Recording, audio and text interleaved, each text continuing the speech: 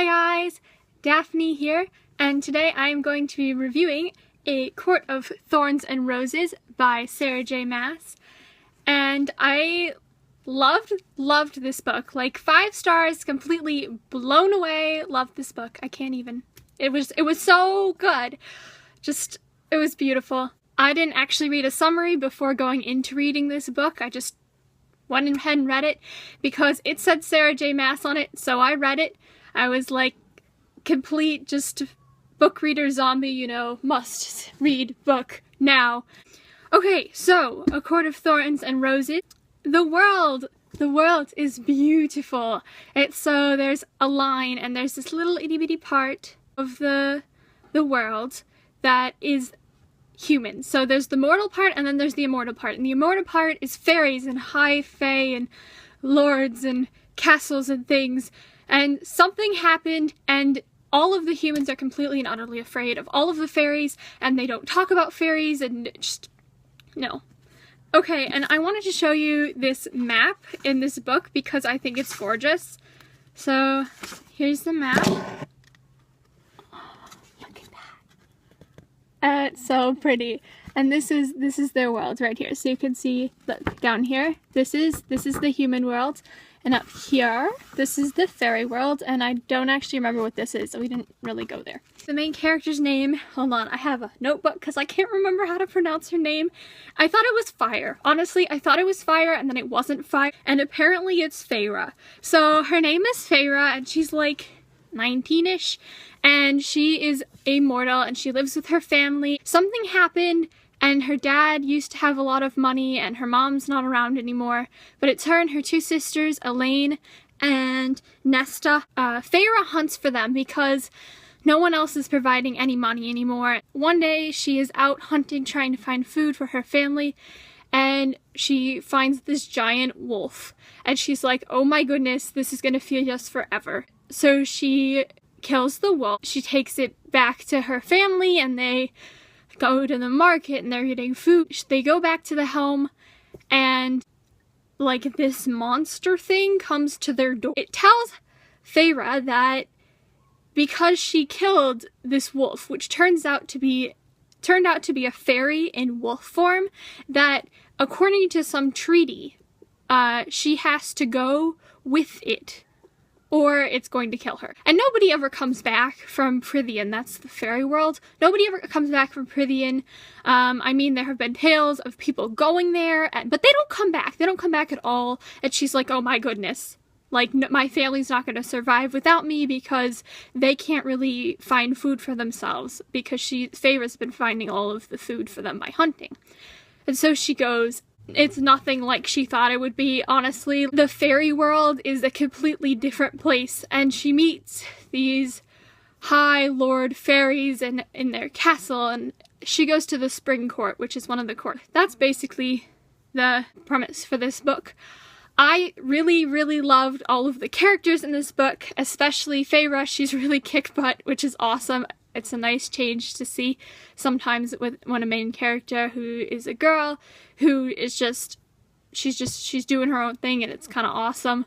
And this is the first book in a series. Like, there's gonna be more of them, which makes me excited. Actually, I don't actually know how they're gonna go off of that because it had a nice little ending there. This is gonna be repeated a lot throughout all of my videos, but if you have not read this book, you need to stop and turn off this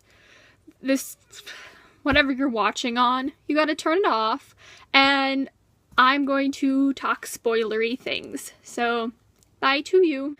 Okay, spoilery things. Like I said, Feyre was really awesome, and I really liked reading about her. She was so determined and cared so much about her family, like how she kept bugging Tamlin about how they need to be taken care of and all that, and I kind of admire her for that. You can do that, right? You can admire book characters, I think, right? Okay, so I admire Feyre because she is utterly determined and she knows what she wants. Okay, so Tamlin, I really liked Tamlin as a character, and I think that his mysteriousness kind of really worked well for this book. I also think that the development through his relationship with Feyre was really well done. I think that sometimes in books that things get a little rushed, especially if the author's trying to tell that there's a lot of time having passed. And there's a lot of time having passed in this book, you know, when Feyre is at the Spring Court and Tamlin's doing his thing and fighting the blight that you don't know what it is and all this stuff. I think that was really well done. Like, I could tell that a giant chunk of time had passed, and then it wasn't just like, oh, look, really, really attractive guy, I'm going to fall in love right now. Like, it didn't happen that way, you know? Like, things went off to a really rocky start, and I think the development of the relationship went really, really well. Lucien was just kind of like, eh. I mean, he was there, and I think he added to the story. I can't exactly pinpoint why he added to the story, but I think he added to the story.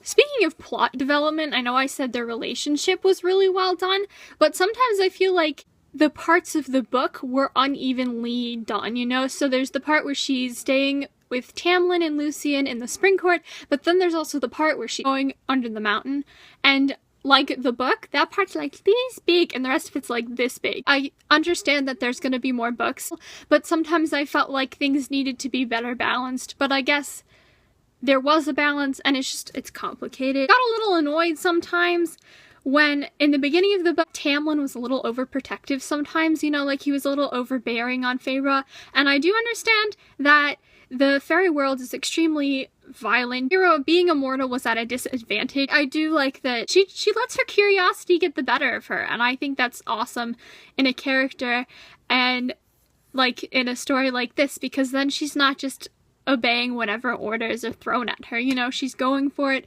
and I'm gonna rescue Tamlin, and I'm gonna do it by myself, you know, if you want to help me, great, but I am going, and nobody can stop me, and Alice can't even stop me, and no. So I didn't predict that she was going to be turned into a high fae. However, I thought that it was a little bit predictable because the whole immortal mortal thing, like Tamlin is immortal, but she's mortal, and there's no balance thing there, but she turns immortal, and I don't even know how, and I kind of want to know how, because I guess when they got their magic back and something happened with Amarantha and my prediction for the next book, you know, okay, so on page 415, Rhysand is leaving and he looks at Feyre and he's like, I think he saw something. I think he saw something really important, and I think that that's what the next book is going to be about.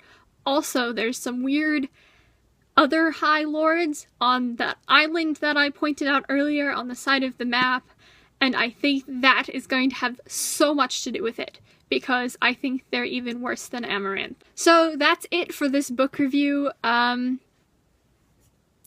love this book. I loved it so much, and I can't wait for the next one. I actually have to go look up when it comes out next. If you like this video, please press like or subscribe, and also please comment down below and tell me what you thought of this book, because I want to talk about it more, and I want to know what you think about it, because I really, really love this book. So, bye!